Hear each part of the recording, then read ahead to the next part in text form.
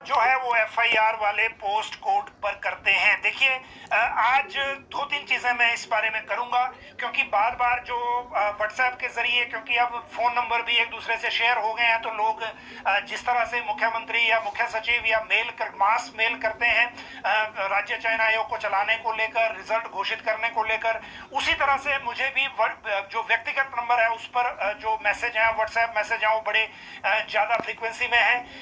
Generally सभी को reply नहीं किया जा सकता। जो फंसी हुई भर्तियां हैं, खासकर स्पेसिफिक जो हैं, जो या तो विजिलेंस के पास हैं या कैबिनेट सब कमेटी के पास हैं, उनको लेकर जब तक कोई ऐसी जानकारी जो तथ्यात्मक हो, उसका इंतजार करना जरूरी होता है। इसलिए जल्दबाजी में कुछ नहीं किया जा सकता। जो लोग इमीडिएटली किसी भी अपडेट को ऐसे रिएक्ट करते हैं कि जैसे वो उससे डर गए या पैनिक हो गए, वैसा करने की जरूरत नहीं है। हमारा मकसद सिर्फ ये है कि आपको एग्जैक्ट जानकारी जो फैक्चुअल है, जो ऑन फाइल है, वही मिले। उसमें ये नहीं हो सकता कि हम वही जानकारी आपको दें जो आपके फायदे की है, और जो आपके फायदे की नहीं है वो आपसे छिपा लें, ऐसा नहीं होता। जो एग्जैक्ट जानकारी है वही आप तक शेयर होती है। जहां तक 5 पोस्ट कोड को लेकर कल कैबिनेट सब कमेटी की बैठक थी, उस बैठक को लेकर आज हमें जो सचिवालय में ड्राइंग मास्टर पोस्ट कोड के 2 ग्रुप मिले। उसमें कुछ लोगों ने ये कहा कि जो बात आपने उसमें कही कि जैसे जो उसमें फाइल में लिखा है इसको रद्द करने को लेकर, तो उससे जो एक तरह से पैनिक उनके बीच में था, और उसके बाद उन्होंने बात भी की, कई लोगों से मिले भी, लेकिन उसमें अब कैबिनेट इस मामले में डिसीजन ले, ऐसी उनकी डिमांड है। कल की कैबिनेट को लेकर इसका एजेंडा कोई बना नहीं है अभी तक, लेकिन आने वाले वक्त में भी कैबिनेट होगी, हो सकता है उसमें कोई बात हो जाए। लेकिन अभी हम स्पेसिफिक 5 पोस्ट कोड को लेकर पहले बात कर लेते हैं, बाकी फिर एक एक करके इसमें आगे बात करेंगे। देखिए, जो पर्सनल से वहां कैबिनेट में मामला, जो कैबिनेट सब कमेटी में मामला गया था, अगर हम पहले उसकी बात कर लें तो उसमें जो चीजें हैं जो क्लैरिटी करने की जरूरत है, वो स्टेनोटाइपिस्ट को लेकर भी है, पोस्ट कोड 928 को लेकर, जो बहुत सारे हमें अलग से जो फीडबैक दे रहे हैं। ड्राइंग मास्टर जो है ये 980 पोस्ट कोड है, इसमें 314 पद हैं। सेक्रेटरीट क्लर्क में 82 पद हैं। लाइनमैन जो है बिजली बोर्ड के 186 पद हैं। जेई सिविल के 12 हैं। स्टेनोटाइपिस्ट के 66 हैं।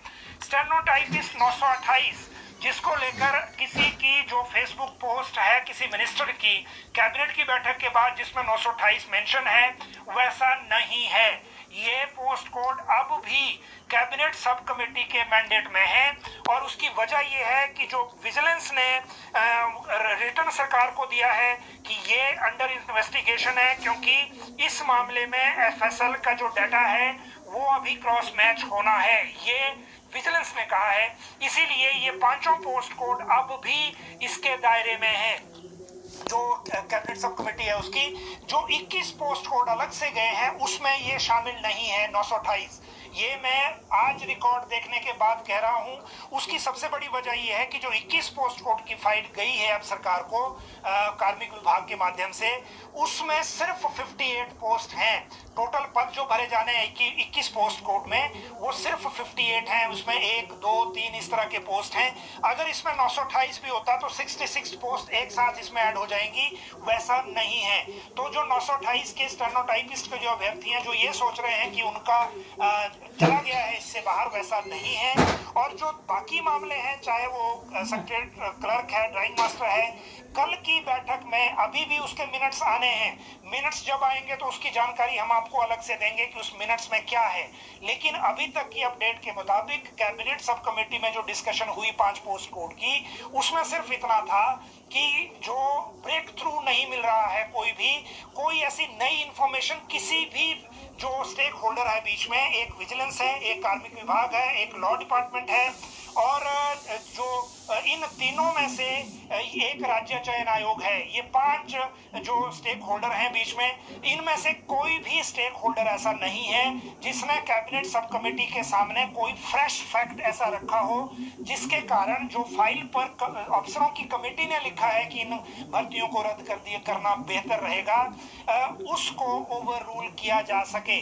मतलब राज्य सरकार को एक रास्ता निकालना होगा पहले, चाहे वो विजिलेंस ब्यूरो से निकले। विजिलेंस ब्यूरो ये लिख के दे दे या कह दे कि इनमें इतना लिमिटेड जो पेपर लीक है और इसमें मास लीकेज नहीं है जैसा कि अभी नीट में हुआ, तो भी रास्ता निकल आएगा। दूसरा रास्ता ये है कि जैसे राज्य सरकार कोशिश भी कर रही है कि एडवोकेट जनरल से भी कोई राय ली जाए, उनसे चर्चा की जाए, लॉ डिपार्टमेंट या जो कार्मिक विभाग एडवोकेट जनरल को भेज दे और वो कुछ उस पर लिख दे प्रिवेलिंग सिचुएशन। सरकार को एक रास्ता निकालना होगा पहले, चाहे वो विजिलेंस ब्यूरो से निकले, विजिलेंस ब्यूरो ये लिख के दे दे या कह दे कि इनमें इतना लिमिटेड जो पेपर लीक है और इसमें मास लीकेज नहीं है जैसा कि अभी नीट में हुआ, तो भी रास्ता निकल आएगा। दूसरा रास्ता ये है कि जैसे राज्य सरकार कोशिश भी कर रही है कि एडवोकेट जनरल से भी कोई राय ली जाए, उनसे चर्चा की जाए, लॉ डिपार्टमेंट या जो कार्मिक विभाग एडवोकेट जनरल को भेज दे और वो कुछ उस पर लिख दें प्रिवेलिंग सिचुएशन को देखते हुए, तो वो भी एक रास्ता निकलने की बात है। लेकिन कहीं से शुरुआत करनी होगी।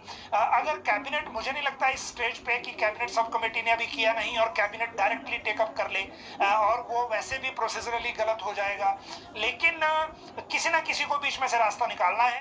बात है वो मैंने आपको बता दी। अब बात कर लेते हैं JOIT 817 की। देखिए 817 को लेकर दो तरह की चीजें हैं। पहली बात यह कि कल जो मामला कैबिनेट सब कमेटी में आया था तो उसमें क्लियर हो गया था कि रिजल्ट घोषित होना है। राज्य चयन आयोग के अध्यक्ष ने कहा था कि आज 24 तारीख को, क्योंकि एडवोकेट जनरल ने कोर्ट में कह रखा है, जो पिछली पोस्ट कोर्ट का एग्जीक्यूशन पिटीशन एक चल रही है उसको लेकर, कि 24 तक हम रिजल्ट घोषित नहीं करेंगे, तो हम वेट कर रहे हैं 24 को कोर्ट क्या कहता है। आज एग्जैक्टली कोर्ट ने क्या कहा ये अभी ऑफिशियली कन्वे नहीं हुआ है। कोर्ट के मामले में सुनी सुनाई बातों को आपसे साझा नहीं किया जा सकता, इसलिए अभी थोड़ा आपको इंतजार करना होगा। लेकिन आज 817 को लेकर मुख्यमंत्री सुखविंदर सिंह सुक्खू ने सचिवालय में क्लियर किया कि 817 को लेकर चाहे हड़ताल, वो वहां धरने पे बैठे चाहे ना बैठे, उससे कोई फर्क नहीं पड़ता, लेकिन 817 का रिजल्ट आना है। राज्य सरकार बिल्कुल क्लियर है, आगे आदेश दे दिए गए हैं। अब मामला हाई कोर्ट और राज्य चयन आयोग के बीच में है, जो कुछ तकनीकी चीजें वो आपस में देख रहे हैं। सरकार की ओर से 817 का रिजल्ट घोषित होना है और घोषित होने के बाद इनको नियुक्तियां भी जल्दी दी जानी है, ये मुख्यमंत्री ने क्लियर कर दिया है।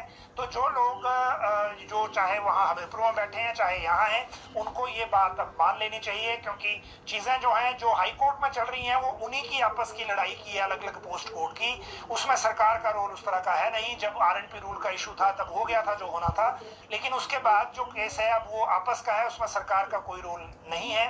और रिजल्ट ये इसका आ जाएगा, रिजल्ट आने के बाद आगे बात इसमें हो जाएगी।